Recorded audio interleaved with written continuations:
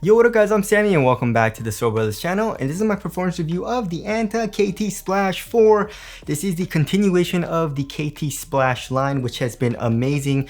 It's an amazing line from Anta. They give it to us for a very good price, and normally they give us very good tech, and also the build of the shoe is amazing and all that. It's 85 bucks.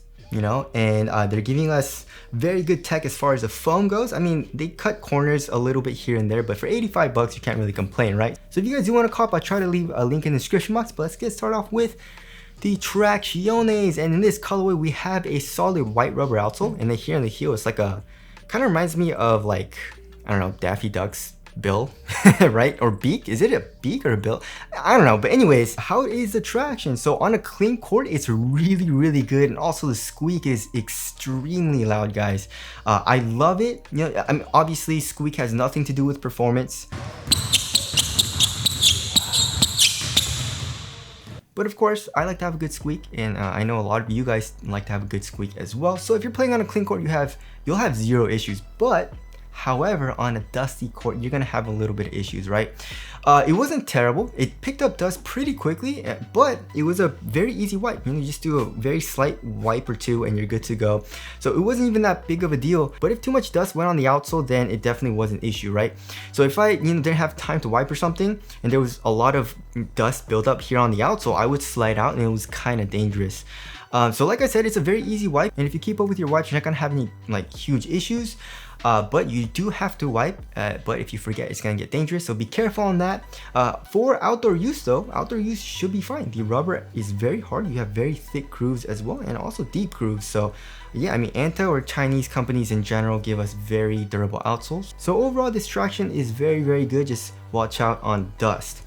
Alright, as far as the overall heel to toe transition goes, it's very smooth, right? So here in the heel, nice rounded shape, and pretty much fully exposed midsole, right? Nothing caging or anything, so it's not clunky here in the heel. And then here in the forefoot, we have a pretty nice curved shape and a lot of forefoot flex. But of course, we have this dual purpose, or I guess like triple purpose plastic piece right here. So midfoot chain plate, also kind of like a lateral counter, and it allows the strap to go through it, which is a very interesting design, right? So overall, heel to toe transition is pretty damn smooth. I had zero issues with it.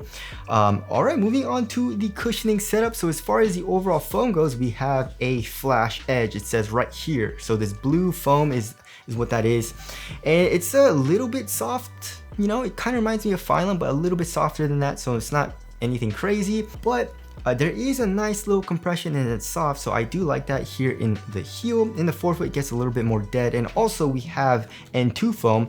I don't know if you guys can see, but this cutout, you guys can definitely see the N2 foam, but I'm guessing it's just in the forefoot. But I can't really feel any type of improvement in step and comfort, especially here in the forefoot. Just, like if you look at the actual, the insole is just regular insole, right? That's like a regular ortholine insole. But if you look at the Strobo board is actually like on the stiffer side of things, so it wasn't that much more comfortable as far as like step and comfort goes, as opposed to like any other regular foam. So step and comfort was all right. Court feel was very good here in the forefoot, but here in the heel, it definitely gets like higher up off the ground. I don't know what it is with KTs, but that's been kind of like the design language, right? So the heel is very high, and you have a very high offset, and then here in the forefoot, you're super low to the ground. Not saying it's bad or good, it all depends on what your preference is. Honestly, I don't really care all too much. I like both a higher offset or a low offset. Doesn't really matter to me all too much. For impact protection, it was overall pretty good. If you're doing super hard impacts, you're gonna feel it, especially here in the forefoot. But for the most part, if you're landing like not super hard, you're gonna be good to go on like moderate impacts. So overall, this cushioning setup is responsive, but still kind of soft and offers adequate impact protection. All right, moving on to the materials. So the materials is definitely where they cut corners, right? It's definitely like pretty stiff still, right, as you guys can see, but it's definitely very supportive. There's zero stretch to it, and also there are some cutouts in the underlaying material for probably ventilation. There is a little bit of fuse here on the medial side for durability, but I guess that kind of makes sense for toe drags. I don't know. But yeah, overall, it does feel pretty thin.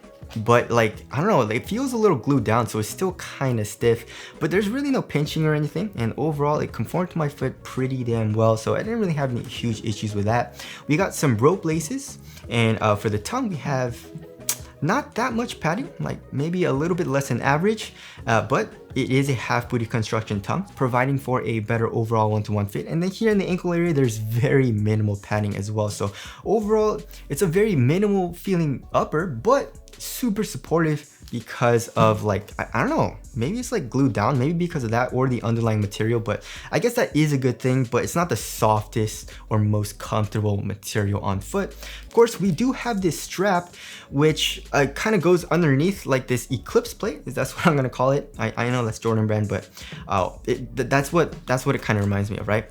This strap is super thin, which I like, right? And it's basically see-through, so it doesn't really add that much bulk or anything, especially comparing it to like the Kyrie 6 or the Zoom Freak 3, right? But it doesn't really offer all too much more lockdown, especially here in the midfoot, right? Where the strap actually is, because the actual strap is still, I mean, the laces go through the actual strap, but also the laces go through the actual upper as well. So it doesn't really offer that much more lockdown, but it does help a little bit if I really cranked it down, but honestly not that much, right? So yeah, I mean, the quality isn't the best, but it feels great on foot. Moving on to the fit. So I went true to size, and this shoe is, holy crap, it's so damn narrow, right? And super snug here in the toe box, even for me, guys. So I like a very snug fit in my ball shoes, right? But this might even be a little too snug for me. So like I said, I went true to size, and lengthwise, I was good to go. My toes go pretty much right to the edge of the shoe, which I like. But yeah, here in the toe box is very snug. I can't really even curl my toes up a little bit, and also width wise, it's so narrow. I don't think I've ever had a shoe as narrow as this. And also I was playing in like the Cosmic Unity 2s and like the KD 15 doing comparisons, and these were even narrower than that. So just be careful with that. If you have a very skinny foot, you should be okay going true to size. If you have like a normal foot, maybe go up half a size just because it is a super snug fit. If you want a roomier fit or you have a wide foot, probably don't get the shoe. If you want it, maybe you can go up a full size, but I don't know, I feel like that would be a little uncomfortable with the extra length, right? But yeah, it's a super duper snug fit, so be careful with that. As far as the support and lockdown goes, I had zero issues with lateral containment. Like I keep saying, this material is super supportive, and here in the forefoot, we have the foam coming up a little bit, acting as a sidewall, but overall, this material is super supportive, so I didn't really have any issues with that. Here in the midfoot, we have the strap, and also kind of like this plastic coming up, acting as a lateral counter. And then here in the heel, we have the foam coming up and an internal TPU heel counter. So lateral containment was very, very good. And even if you're a bigger dude, I feel like you should be okay with the KT Splash 4. As far as the lateral stability goes, there is a pretty significant outrigger actually. It's a very wide base. Look at how sharp it is. So I had zero issues with lateral stability too. So supporting lockdown overall is very, very good. And also I had zero issues with heel slippage. Moving on to the weight of the shoe, if I remember correctly, it was like around average weight, I think, maybe a little bit heavier. Yeah, 12.2 ounces. Let's check the other pair.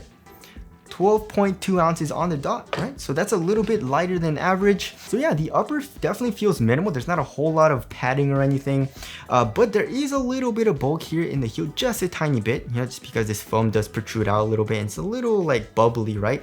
That's just me nitpicking, you know, it's actually not super bulky, especially comparing to shoes that are bulky. But you know, if I'm gonna compare it to shoes that are super minimal, like, I don't know, the Giannis Immortality or like the Curry 9, then it has a little bit of bulk here in the heel. But overall, I did feel very responsive and quick on my feet when I was playing in it. Although I did slide out a few times when I was playing on a super dusty court and I didn't really have any time to wipe. So that did scare me just a tiny bit, but for the most part, I didn't really have to worry about the shoe that much besides the slipping out on a very dusty court.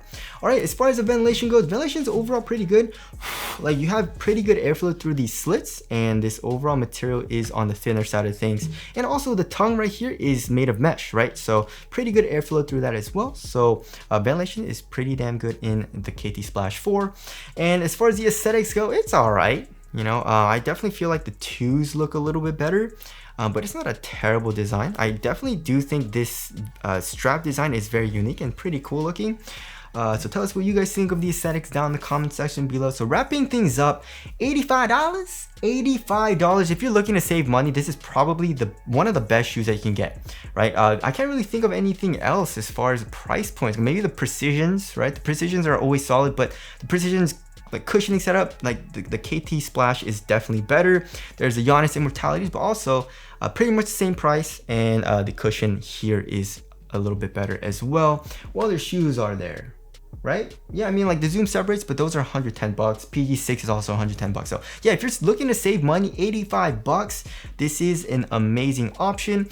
As far as like comparing to my favorite shoes, however, it's definitely not there. I would definitely say I didn't really like sliding out, and the cushioning setup wasn't my favorite, right? But I still did enjoy my time playing in the shoe, and it'll probably be in my rotation pretty loosely. And as far as positions go, I feel like most people would enjoy it. If you're a bigger dude, you should be fine because the support is good and you do get a little bit of cushion. But also if you're a guard and you need a quick shoe, this also is a pretty damn good option. So anyways, that about wraps up my performance review of the Anta KT Splash 4. Again, if you guys do want to cop, I'll leave a link in the description box, but that's it. Thank you guys for watching, and I'll see you guys in the next one.